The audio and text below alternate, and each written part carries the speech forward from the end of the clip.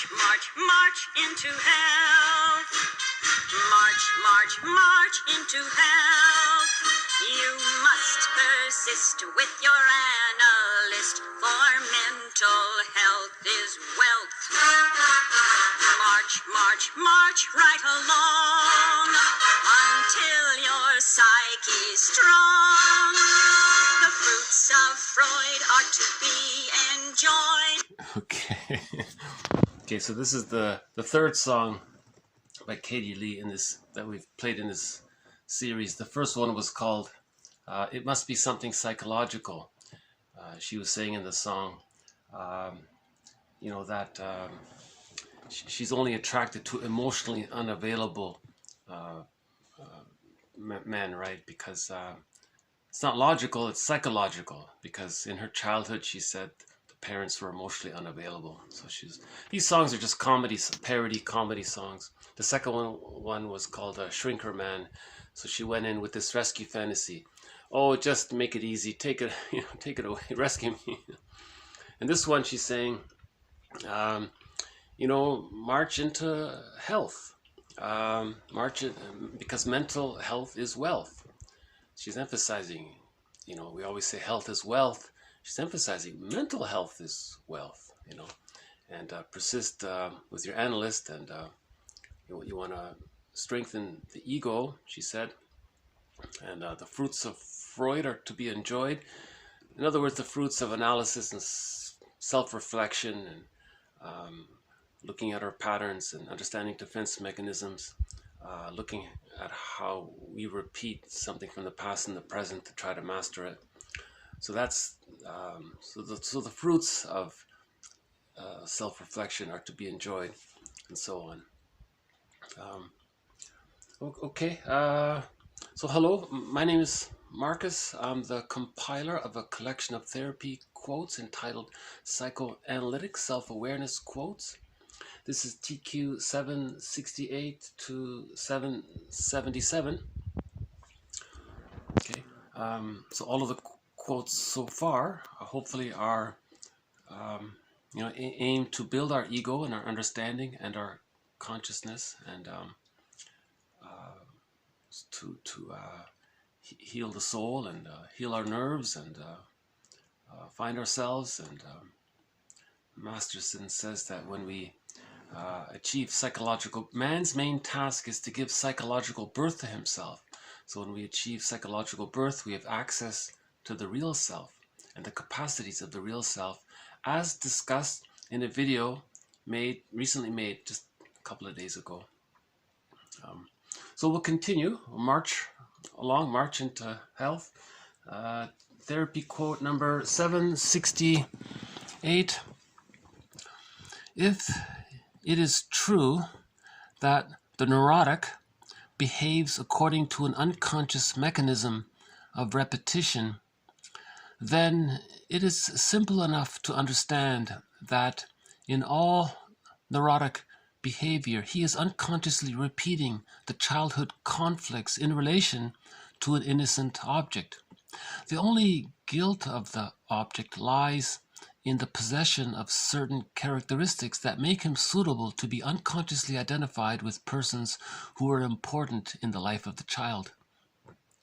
The effect of the analytic cure can be defined as the obligation to recognize other persons as real objects and not as objects upon which to repeat unconscious conflicts. So Bergler's main metaphor about the repetition compulsion is that every neurotic, so that phrase just means anybody who acquired an insecure attachment style, or any kind of developmental trauma prior to the age of 3 leads to an insecure attachment style. Because the psychological birth, in theory, takes place at around 3, and if enough love wasn't received by the age of 3, there's a fixation somewhere in that spectrum between birth and the age of 3. If enough love wasn't given very early on, that can lead to the narcissistic pattern. If enough love wasn't given maybe a little later on, that can lead to the codependent pattern. So neither of these patterns achieved the psychological birth. So we would say that that's a neurotic pattern. They're dysfunctional, self-defeating, repeating the past and the present, like Sisyphus kind of thing. So Bergler's metaphor is that every neurotic carries one of these LP long-playing vinyl music disc records with him. And he carries it with him wherever he goes.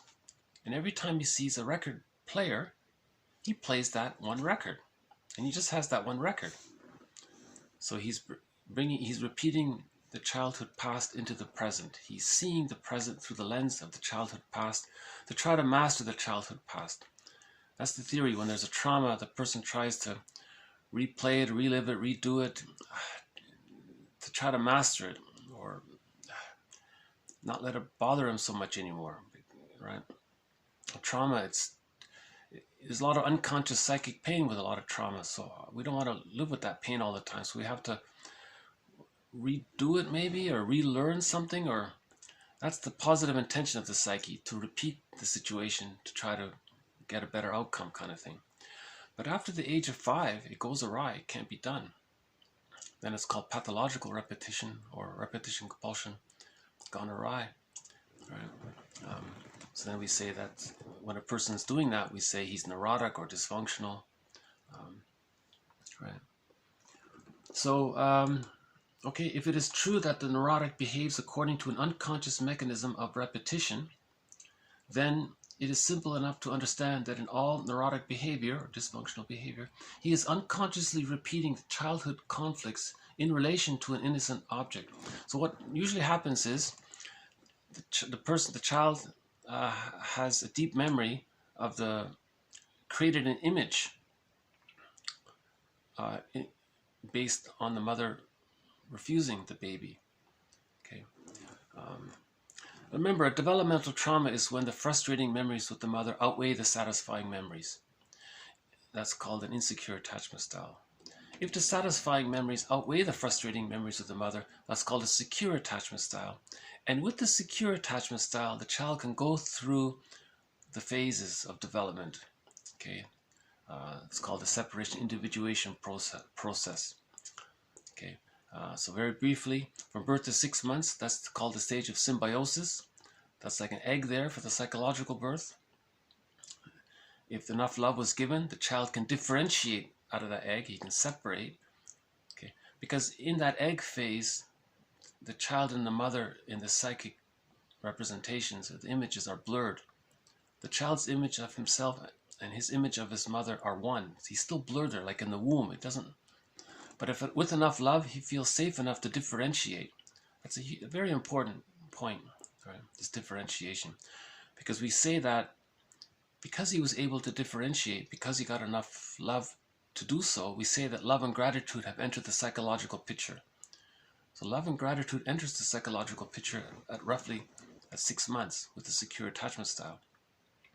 Then he goes to the next phase called the practicing phase, where more of his energy is connected to himself, and he can play with his toys and learn and so on. Next is the rapprochement sub-phase, where he can explore more, knowing that he can return to his mother for emotional refueling, knowing that the mother supports the child going through this process. So the mother accepts that the child's going to psychically separate from her, and the child's going to be individuated and be his own person. So the mother accepts that.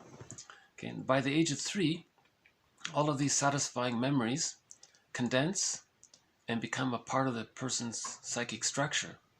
Okay, this condensation of memories we call the holding introject, or the internalized good object. That becomes part of the psychic structure. That allows the child to have more of his life force to connect to himself. At this point, we could say there's the psychological birth, because at the same time, there's the sense of self, ontological security, basic trust within himself. Now he feels safe enough to have access to the real self, as described in a video just made a couple of days ago. So may I refer you to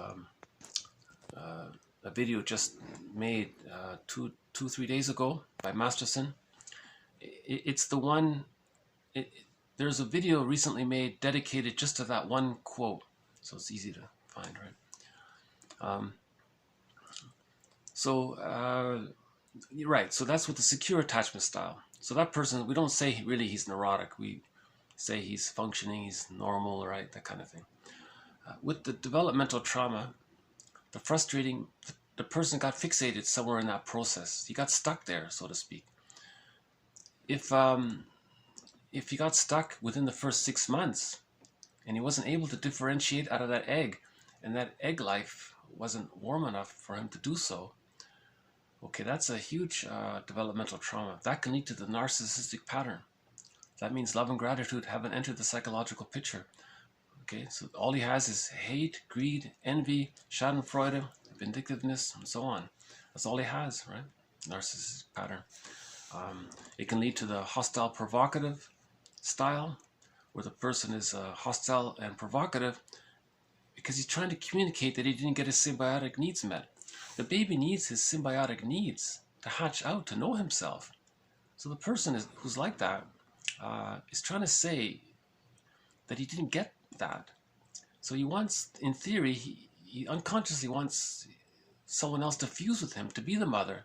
See, it's gone awry. It's impossible. It can't happen. Okay, and there are other patterns related to developmental trauma within the first 6 months. Some of the schizoidal patterns are there as well.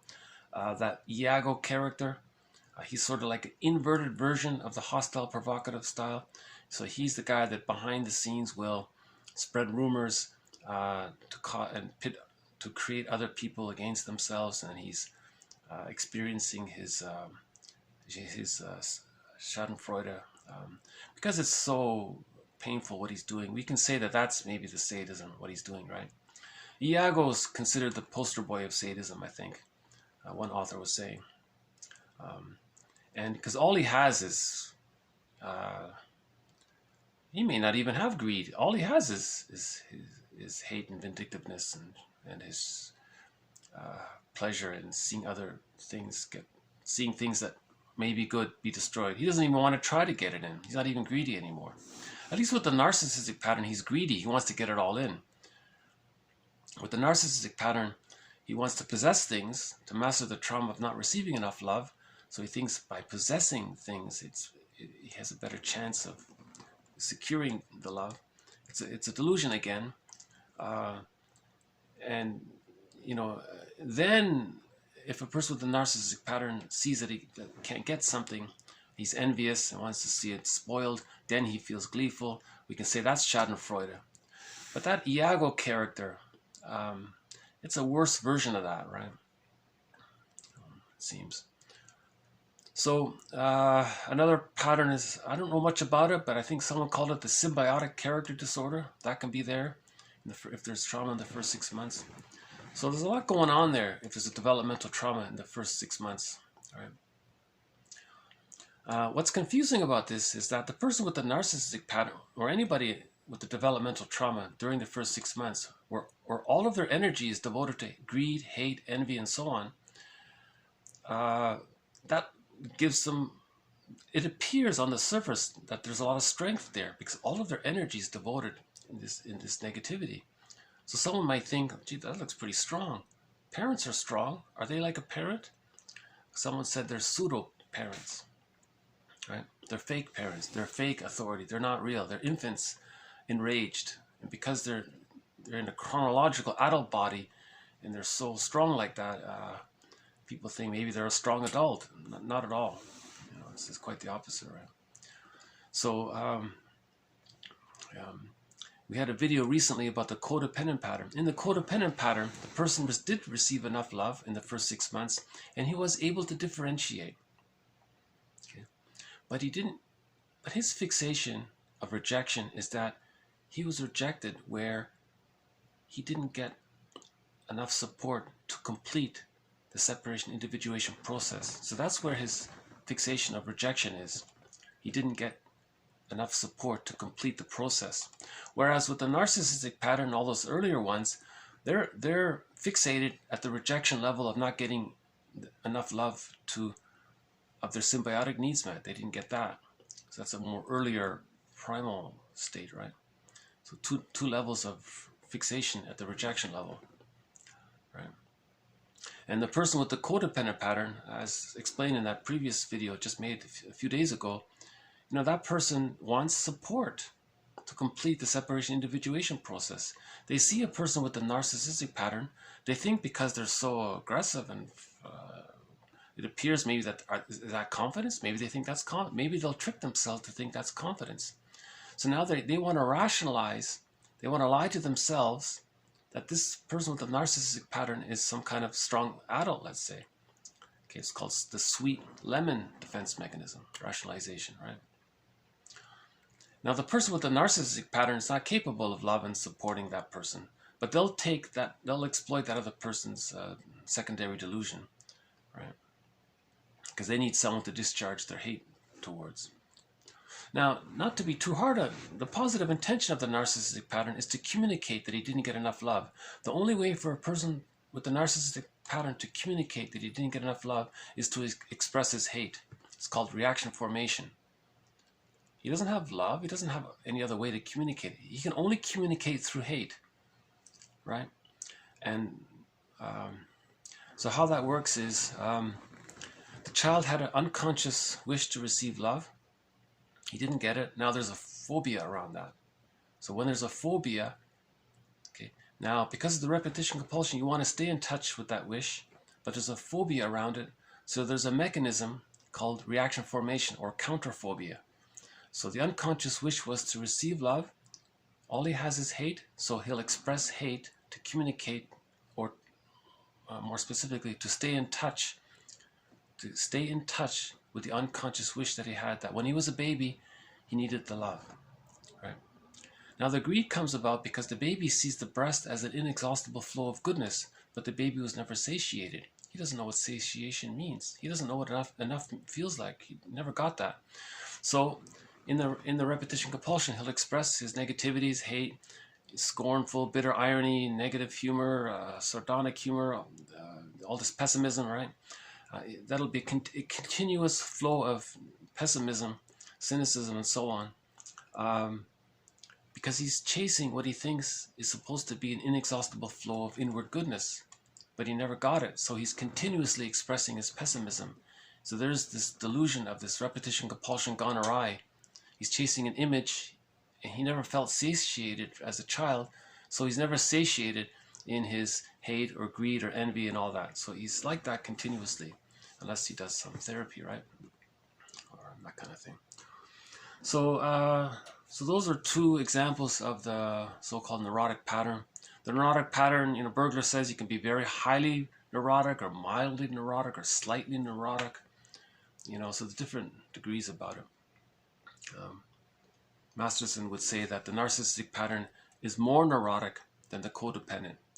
The codependent has love and gratitude, so they're more emotional about things, so they show their inner conflict, they feel things more, so they look more a little emotional or anxious on the outside. Person with a narcissistic pattern doesn't have that inner conflict. They're just identified with the aggressor. That's it. Life is more simple that way. They're just angry. That's it. There's no other emotions really. Now Karen Horney would object to this statement just made. She would say, remember, we're all human beings first, and then we got stuck with these patterns. Okay, so this is not meant to box somebody in like that.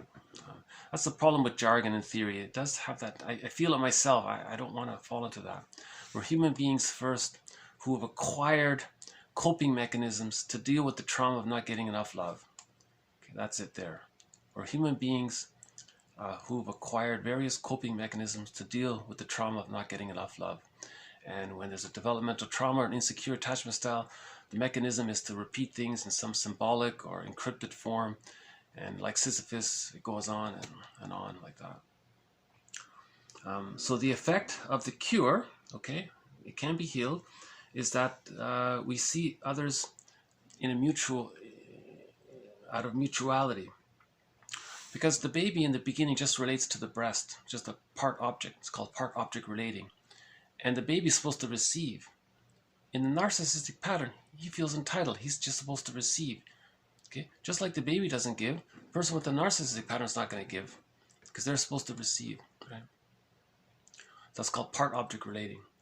So if he heals all this, he graduates to see another person as a regular person.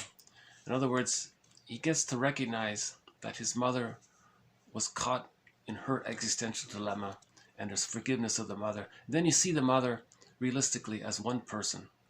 You don't relate to others through these unconscious images of goddess and demon, and that kind of thing.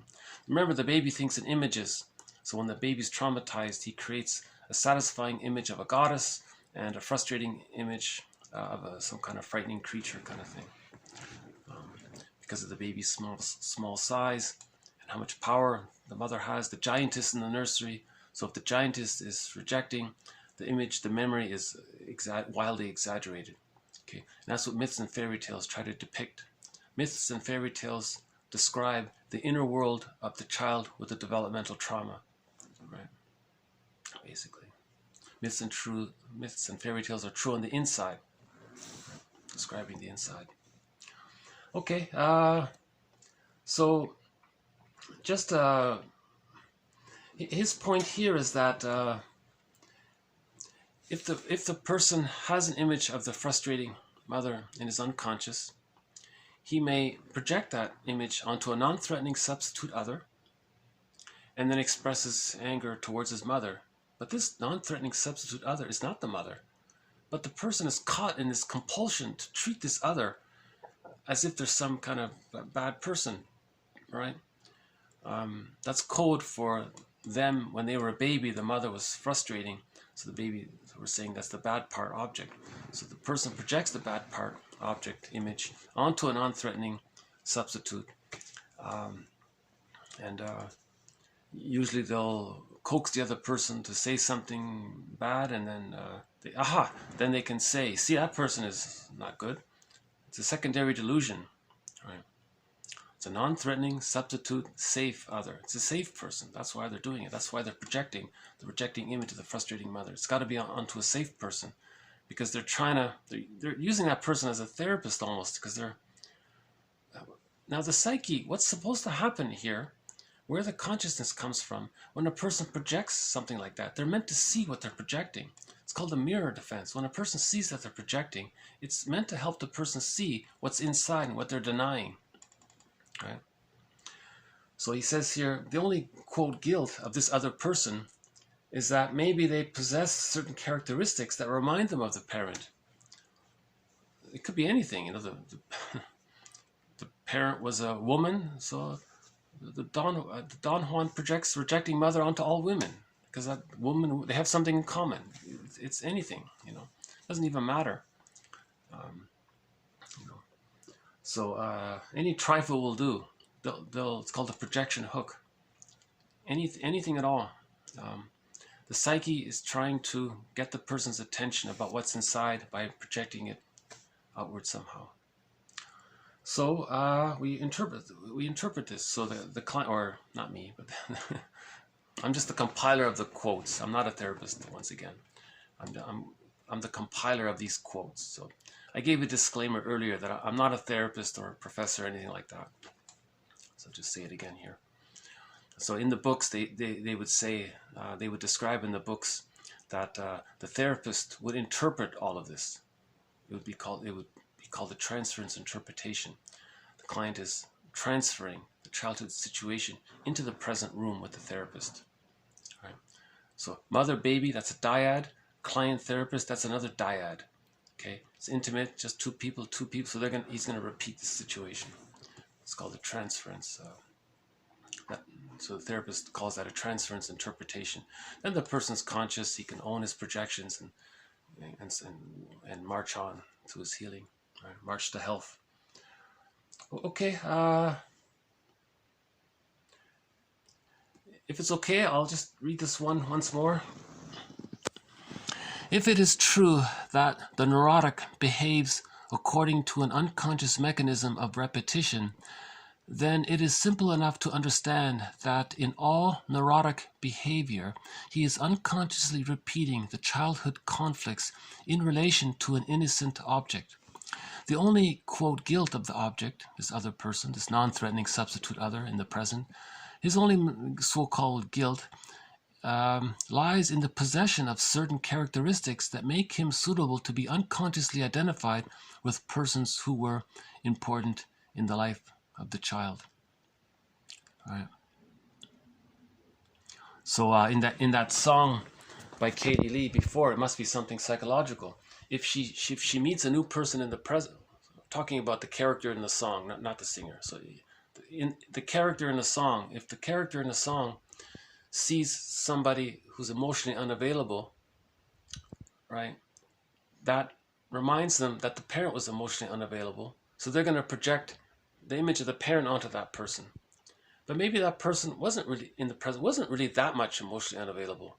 Maybe they were just a little distracted or something, you know. So it's, or maybe they were a little bit. So it's called mote beam projection. Usually there's maybe a little bit truth to it, but it's like a speck of dust. It could be very minor, or it could be more. It doesn't matter. It's just, that's the idea of projection. So, you know, one person says prejudice is confession. So if you have these negative opinions about others, that's a confession to what's inside. It's called the mirror defense. Okay, Laughlin talks about that. So we had a quote about that previously. Okay, just to finish the quote here. The effect of the analytic cure can be defined as the obligation to recognize other persons as real objects and not as objects upon which to repeat unconscious conflicts.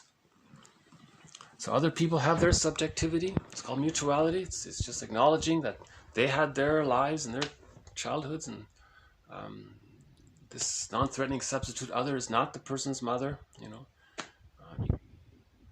that's where rationalizations come in. You want to lie to yourself and that this person is your rejecting mother in your unconscious, and you relate emotionally in that way. You know, it's a real secondary delusion, right? Okay, yeah, that's a good quote. I think that's quite a good quote. Okay, so move on to TQ 769. One could compare the psyche to a diamond having hundreds of facets. We don't claim to be able to explain everything by focusing our attention on one specific facet at a time. Still, by getting to know more and more of the facets, we approach an understanding of the whole. No analyst of scientific standing claims psychic omniscience. And you know, Bergler offered a lot of facets to the psyche. He explained a lot of aspects to our unconscious. He wrote 24 books, 300 papers. He's the second most prolific author of psychoanalysis. So that's his little disclaimer here. He's saying, no, I don't have the whole answer, but he describes a lot. Just fill in the blank. The psychology of blank. Chances are he talked about it. The psychology of money, the psychology of gambling, the psychology of writing. He created that phrase, writer's block, right? He's famous for that. The psychology of blushing, or the psychology of, you name it, he's got it all in there. So this series, Psychoanalytic Self-Awareness Quotes, these quotes, I think, are facets to the that describe facets of the psyche. You know, some are more helpful than others. You know, I think each one offers some little glimpse of the facet, of each facet. You know. Okay, so let's move on to TQ 770. The period of infantile dependence. The time when endopsychic structure is laid into the cornerstone of a character. Okay, so he was quoting Fairbairn. That's his main contribution of object relations theory. He's a major developer of object relations theory. He calls it endopsychic structure. It means you have your memories condense and form images. So we call this inner object relations. You know, and so the relationships that the child had externally, they become internalized, and they're still alive within, influencing how we see future relationships. So that's internal object relations. You want to heal the internal object relationships. You want there to be peace and inner peace, in there, And sometimes things are missing. The holding interject is missing.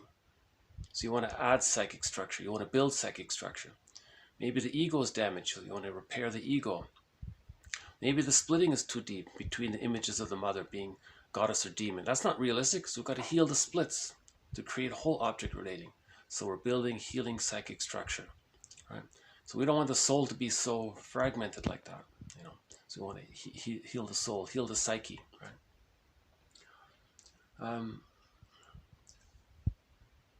One aspect of the endopsychic structure is that the rejecting image, the unsatisfying image of the mother, subsplits into an enticing image of the other, and a rejecting image of the other mother, right?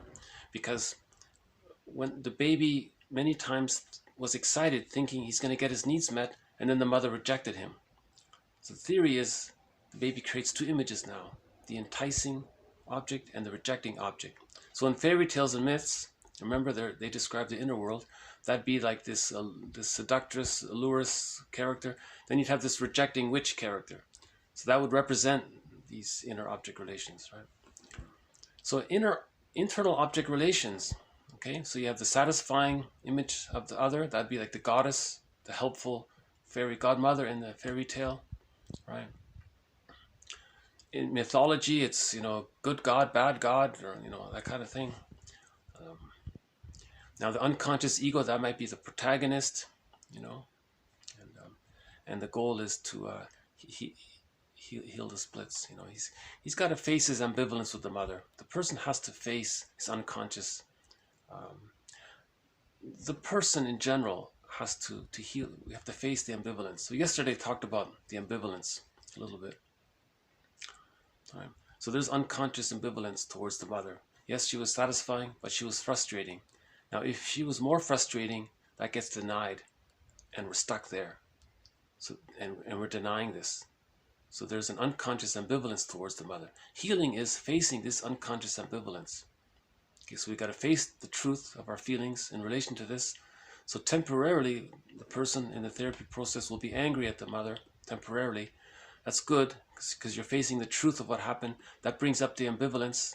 Then the splits can come together through the forgiveness process. The willingness to heal and forgiveness are the same. Okay, TQ 771. Yeah, okay, this, we've had many quotes on the defense mechanism of splitting, so this adds to it. It's a key concept in this series. Splitting precludes mourning.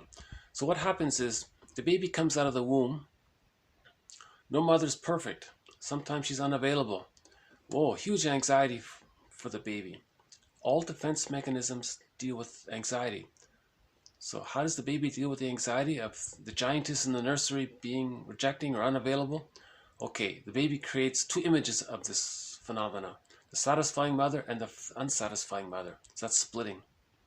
Okay, that's temporary. Okay. With enough love, the splits come together at the age of 6 months. He's okay. Mother's one person. Mother's not this goddess or demon, and they're separate and they're compartmentalized. That's how the child copes with the situation when the mother is more frustrating than satisfying. Now, if there's a trauma there, the person doesn't get to complete the separation individuation process. They don't achieve the psychological birth. They don't have access to the real self. That's a problem because splitting precludes mourning.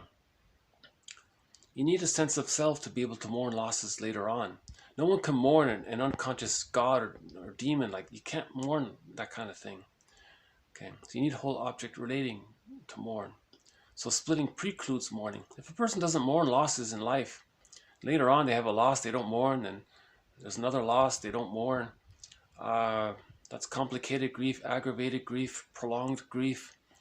Okay, pathological nostalgia, melancholia, chronic sorrow, and others. That can lead to stress on stress. That can lead to the symptoms of PTSD, as one person said. That can also lead to one becoming a curmudgeon, also as one person said. not an elder. Because if you don't mourn, it's stress. You lose and somebody you like, and then you're disappointed, but you can't mourn it. The psyche wants to mourn it. You don't have access to the feelings. You see, you need the real self to have access to all of your feelings. That's been prevented with the developmental trauma. So a person with a narcissistic pattern doesn't mourn losses, right? You know, that's why they become a curmudgeon usually at the end, right?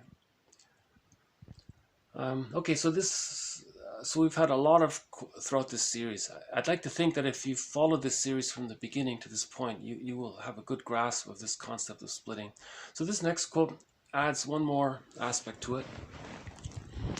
Okay, splitting lacks historical continuity. It involves affects and attitudes that are constantly being created and reversed. The person one loves one moment is not the same person one hates the next. And the I who does the hating is not the same I who does the loving. In one state, there is no knowledge of the other state. So with the defense mechanism of splitting, you have this boxed image of the satisfying mother, you have this boxed image, compartmentalized image of the frustrating mother. Now these little images have little minds of their own. We're calling it little mini egos or little mini I's. Okay. Now, if a person projects the rejecting image of the mother onto someone else, okay, they're operating from that sense of when they were a baby, mother was goddess or demon. That's the splitting defense mechanism. You see. So Cellini talks about this. If someone, that's why a person with a narcissist doesn't feel guilt if they do that and they hurt an innocent person. Let's say they don't feel guilt. They'll say it's their fault because it's just rationalization. They'll invent some rationalization. They'll make it up if they have to. They have to because they don't have the psychic structure to feel love and gratitude or guilt or apologetic or sorry, or they haven't reached that they haven't graduated to those emotions yet. They're still stuck at that primal situation of envy, greed, schadenfreude, or in some cases vindictiveness and others, right? So this issue of splitting is so important, you know. People are just people, you know, but the baby doesn't see it that way. The baby doesn't get that in the very beginning. The baby just sees goddess and demon. That's why we have all of these fairy tales and myths. We're talking about developmental trauma of the baby. Okay, so we're trying to... Myths and fairy tales were the psychology of long ago, right, using these stories. Right. Now we have jargon, which is very helpful, you know. In the past, they didn't have this type of jargon. They used these stories, you know.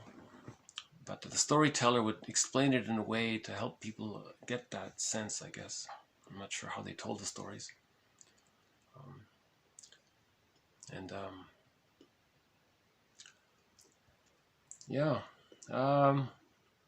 Some people say myths and fairy tales are really just for adults. You know, it's psychology information. It's meant for adults, not for children. You know, so then it got watered down to entertain children. Kind of things got lost, kind of thing.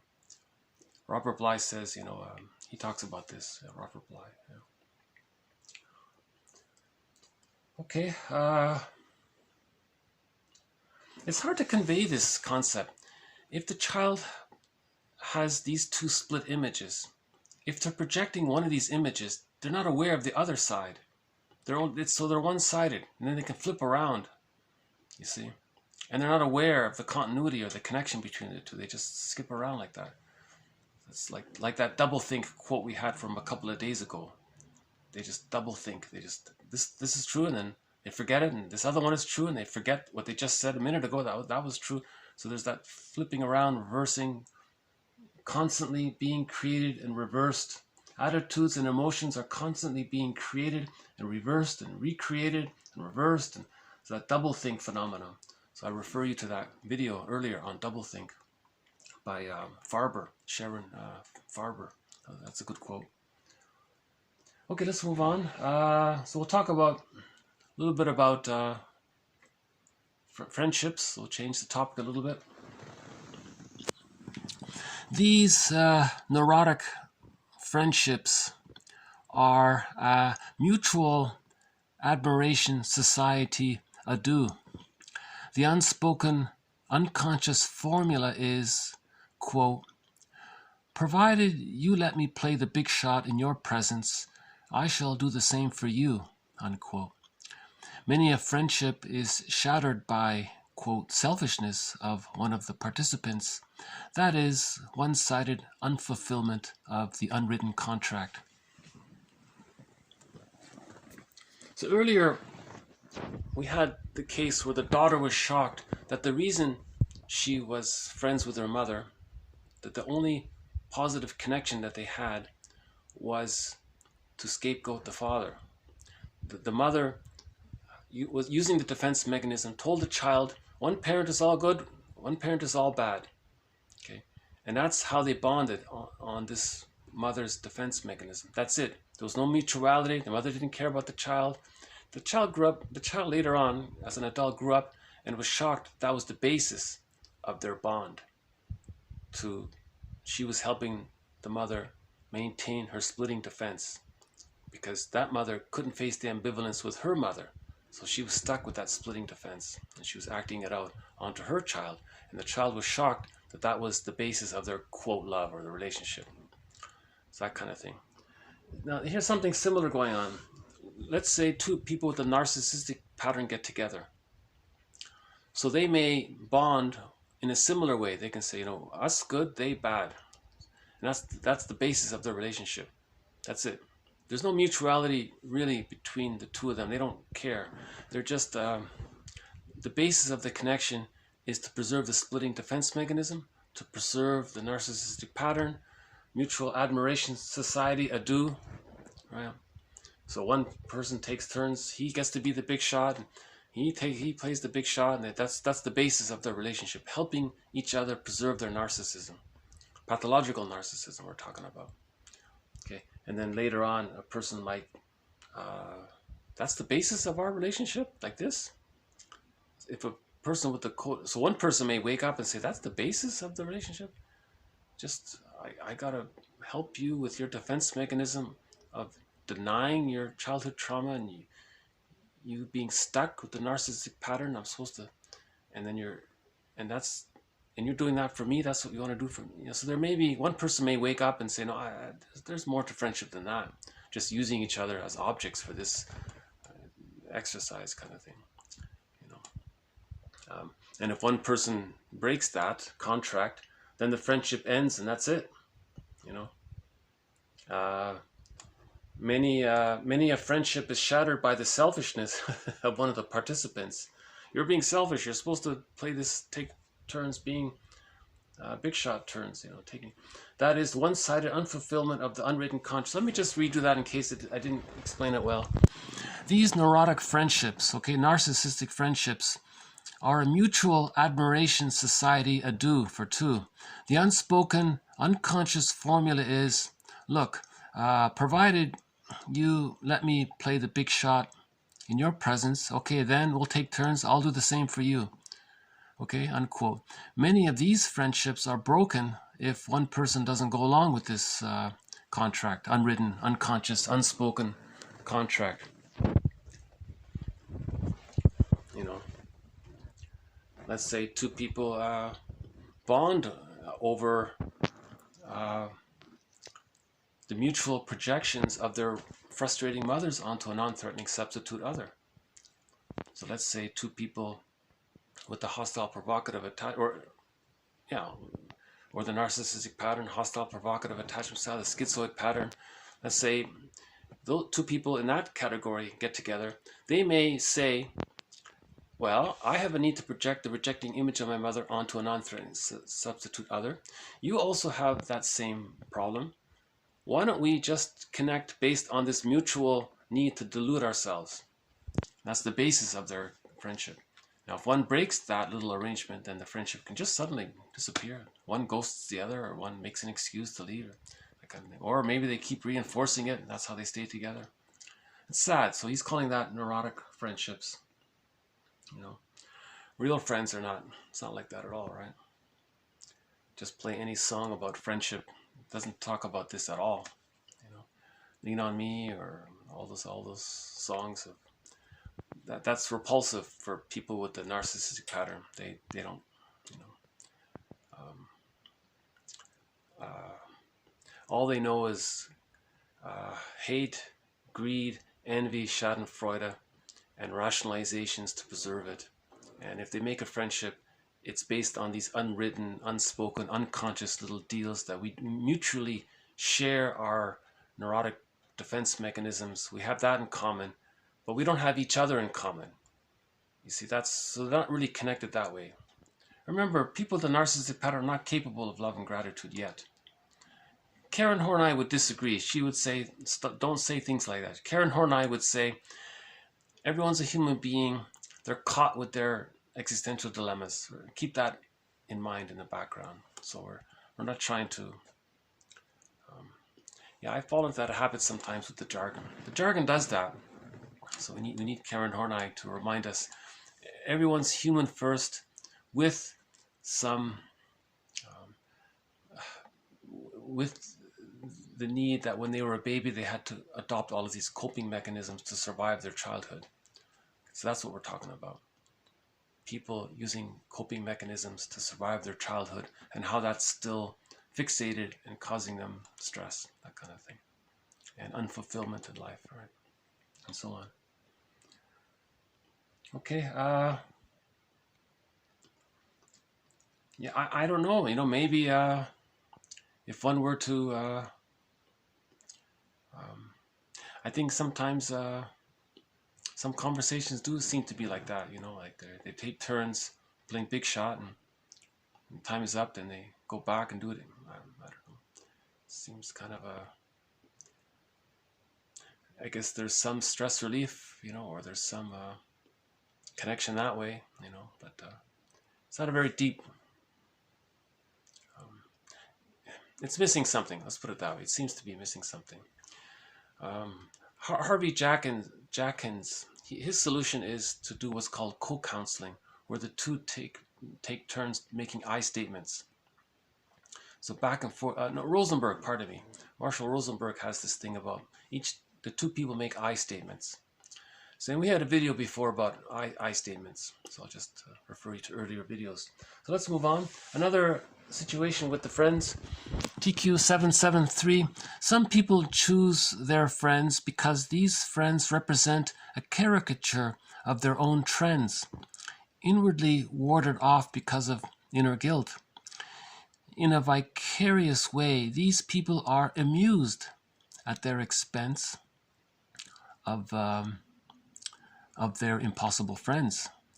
If the inner similarity becomes too obvious and the inner conscience no longer accepts the alibi of being different, the friendship is broken up without reason. So we had that example before where one woman was unconsciously depressed. Her best friend was depressed, but she was overtly showing it. And that was the basis of their friendship. That the second person was expressing what she was unconsciously feeling, but denied it. Later, when the first person got in touch with the truth that she was sad inside, their friendship broke up. Okay, so the other person was expressing what they were denying, and that was the basis of their friendship. And it's another variation of neurotic friendships. Okay, let's move on to TQ774. When babies talk, it's a sign of love towards mother, but there may be observed a complete interruption of this giving forth in consequence of disappointment with the mother, oral obstipation. Later, there may be an active uttering of obscene words where the old-time pleasure is again smuggled in. These words represent a magic gesture intended to show how the client would like to be treated. Together with this reproach addressed to the mother. See, mother, see what you've made of me? So the baby and the mother are talking and communicating. There's a natural give and forth, a playful back and forth. And but what if the mother is traumatizing and the baby suddenly stops? He doesn't want to talk anymore. Okay, so he's calling that oral obstipation. So it's very it's a serious emotional fear of talking. Later on, with the built-up anger, the person uses obscene words. He swears a lot. Now he's returning to the babyhood. Now he's returning to his original baby need to have that verbal exchange. But he's angry, so that's why he's using all of these obscene swear words, right? Expletives and so on. Bergler says this is number one, to smuggle in the old pleasure of childhood, of talking with the mother and loving the mother and so on. But at the same time, the person is showing up the mother. Look, mother, see how I'm swearing? This is what you made of me. You see, one theory. One of these more edgier ones. Bergler has a few that are a little bit on the edge. I guess maybe this one is a little bit there. It's interesting. Something to consider. Okay, TQ 775. If the person can remember a previously repressed event, he or she will not be forced to pursue repetitively some powerful unconscious motivation. Damaging past events and repressed motivations, once they have arisen above the horizon of awareness, lose the power to steer the client back towards archaic behavior, which the up-to-date part of the mind, the ego, doesn't approve. Once the ego is relieved of the nuisance job of using much of its energy for repressions, it will spontaneously take on new shapes and produce superior functions. So we had that quote before about splitting of the ego. When there's too much trauma, the child's consciousness gets damaged and the person's consciousness goes into the unconscious. Now you have all these little mini egos devoted to this interaction in the inner world. So the conscious ego is limited. If we can repair the ego, that frees up the ego's consciousness. Now he'll engage in more healthier functions. That's all he means, I think.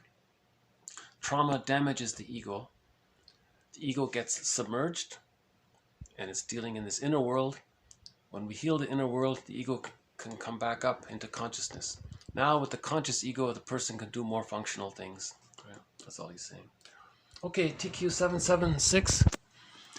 On marriage, one result of the expectation that marriage will be heaven on earth, that is, the realization of all early infantile wishes, is the frequent reproach to the marriage partner of lack of affection. Okay, so one man said, quote, "She wants a love machine, not a man." Okay, so he's calling this the honeymoon phase, that marriage is going to be heaven on earth, meaning all of his old childhood needs are finally going to get met. Finally, that's the heaven on earth. If that doesn't take place, there's disappointment there. And then one guy said, my wife wants me to be like a love mother machine, always take care of her. Doesn't want a relationship with another person. She just wants like a mother machine kind of thing, he said. Remember, this book was written in the 30s and 40s, so some of the expressions are maybe outdated, let's say. Okay, let's end on a happy note. Okay, these have been tough quotes. So let's end on a positive note here. Go to the Berg, Edmund Bergler. Edmund Bergler says, "I believe that many marriages can be repaired by analysis. Experience has shown that very rarely is one partner to marriage neurotic. Experience has shown that very rarely is one partner to marriage neurotic and the other healthy.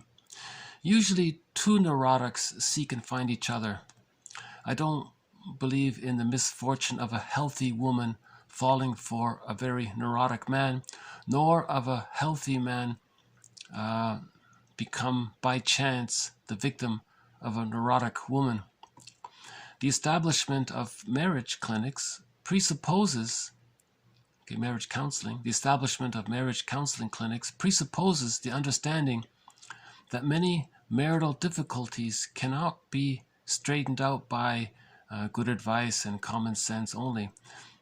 I believe that judges in divorce courts of future generations will not grant divorce without asking as a prerequisite for the proof that both candidates for divorce were treated, particularly if the couple has children. We may venture the assumption that indiscriminate divorce as practiced today will, to future generations, seem a crude and ineffective device. I don't know how literally he means it, or if he's just trying to be persuasive. He's saying, if there's a problem in your marriage, don't run to the nearest divorce lawyer, run to the nearest therapist. He's very confident that if the couple just goes to the therapist, does the work, their marriage will be saved. Right? And he has books about this. Right? And we had that quote from the TV sitcom. One guy said to his friend who was having marriage problems, the wife moved out and all that. The guy said to his friend, marriage is like a horse with a broken leg. You can shoot it, but that don't fix the leg. Right? So Bergler says, your unconscious conflicts will faithfully follow you into your next marriage. So if you divorce, that doesn't change your inner conflicts. You're going to bring those inner conflicts into the new marriage. So why not just keep the marriage you have, fix the inner conflicts, and you saved your marriage.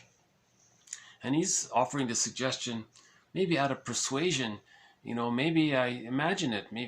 Imagine it. What if judges say, no, first, before I grant you the divorce, first you go to therapy and you go to therapy, and we'll see you back in a year or whatever. Then we'll assess it. And chances are, if they do the work, the marriage will be saved. But I think a lot of people might not like that idea. Maybe. But it was just an idea. Again, a facet, one of the facets. Let's see if I can bring up that part of that song we played. So we started off with that song. Maybe we could just end with it a little bit. So she's saying the Get Well March. So let's persist in our psychoanalysis. Let's persist in these kinds of quotes. Let's build our ego. Let's prepare. Let's understand. Let's do the Get Well March.